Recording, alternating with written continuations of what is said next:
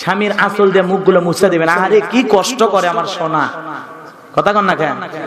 এই কথা কইয়া স্বামীর মুখটা আঁচল দিয়ে মুছে দিবেন। আর পারলে স্বামীর কানে কানে একটা গান গাবেন, আজ প্রতিরা জায়গা থাকিলে টোনের বাপের আশায়। স্বামী খুশি হয়ে যাবে, কথা কন ঠিক না? আপনার বাড়ি ঘর যদি বিশাল হয়, মানুষজন যদি না থাকে, ফাঁকা ময়দান, কেউ নাই, তাহলে রাতের বেলায় বলবেন, বিবি রে, আম্মা জান আয়েশার সাথে নাকি নবী দৌড় মারছিল, শুনছিলাম, তো এই সুন্নতটা আজকে আমল করি। এই রাস্তার মধ্যে কেউ নাই, তুমি আর আমি, চলো দৌড় মারি। এইভাবে ফাঁকা ময়দানে স্ত্রী হাত ধরে দৌড় মারা জায়েজ আছে। সুবহানাল্লাহ বলেন। 4 নাম্বার কি করতেন বলবো। আম্মা জান আয়েশা ডেকে বলেন, হুজুর যখন বাইরে যাইতেন, আমি আয়েশাকে একটা করে চুমো খেয়ে যেতেন। কোন সুবহানাল্লাহ। বাইরে যাওয়ার সময় বউকে একটা করে চুমা খেয়ে যাবেন, এই আমল আছে, কথা কন না খেয়ে। আর চুমা খাবি কোন মুখ দেয়া, আর মুখ থেকে বিড়ির গন্ধ। বউ চুমা খেলে 7 বার সাবান দিয়ে মুখ ধোয়, কথা কন ঠিক না বেটি?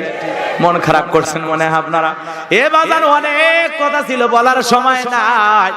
আপনাদেরও ভালো হওয়া লাগবে, স্ত্রীদেরও ভালো হওয়া লাগবে। মা বোনদের বলে যায়, মা, প্রতিটা স্ত্রী তার স্বামীর জন্য সাজাগোজা করা জায়েজ। স্বামীকে দেখানোর জন্য যতক্ষণ সাজবেন, ততক্ষণ নফল নামাজ পড়লে যে সব, আল্লাহ সেই সব আমল নামায় লিখে দেবে। কোন সুবহানাল্লাহ। স্বামী স্ত্রী রোমান্টিক হওয়া লাগবে, রোমান্টিক। কি হওয়া লাগবে?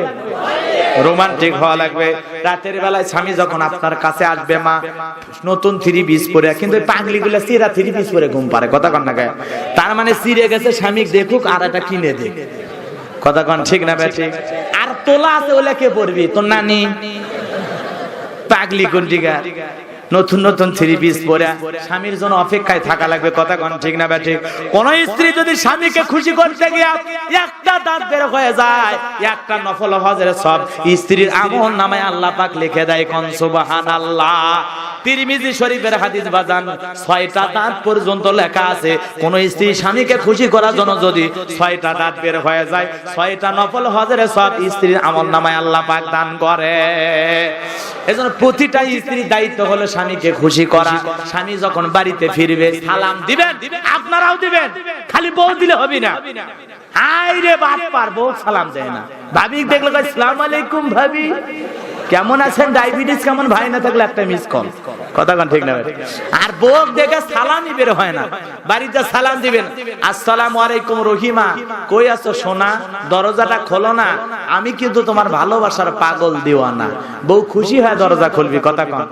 আর ওই দরজায় যাই এমন ছিল, দরজা খোল না হলে ভাঙ্গে ফেলে দিলাম।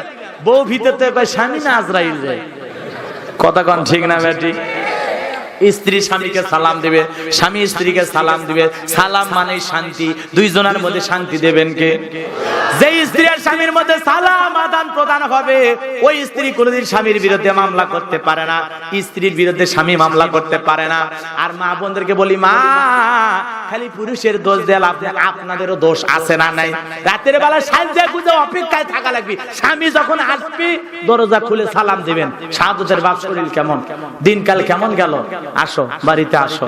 পারলে স্বামীর আঁচল দিয়ে মুখগুলো মুছে দিবেন। আরে কি কষ্ট করে আমার সোনা, কথা কন না কেন?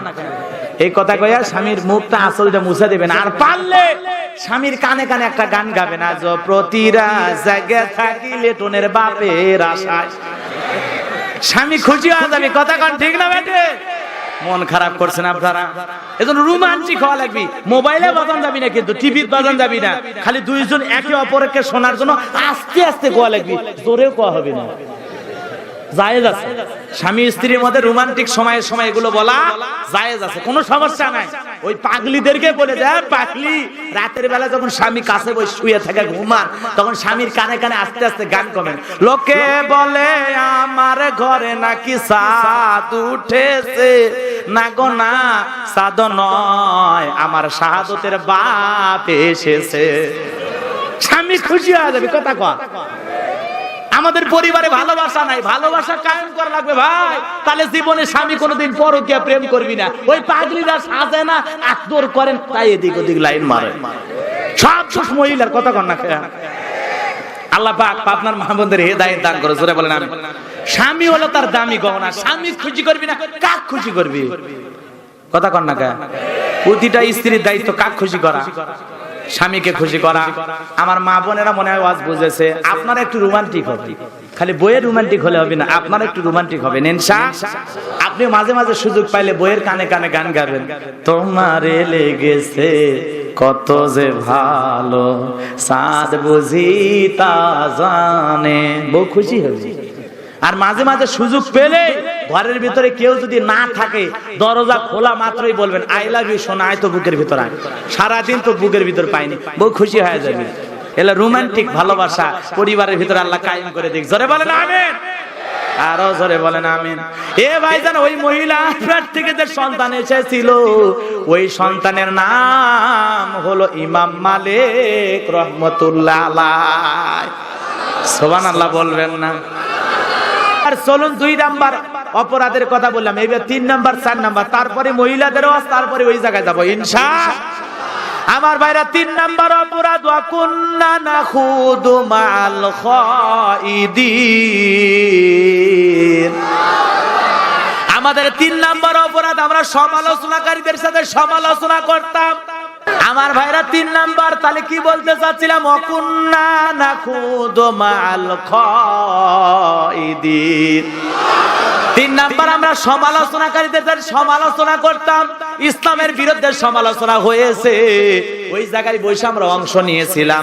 ইসলামের বিরুদ্ধে, আলেমের বিরুদ্ধে, মসজিদ মাদ্রাসার বিরুদ্ধে সমালোচনাকারীদের সাথে আমরা সমালোচনাতে অংশগ্রহণ করতাম। কথা কি বুঝতে পারছেন? এই কারণে আজকে আমরা জাহান্নামের আগুনে জ্বলতেছি।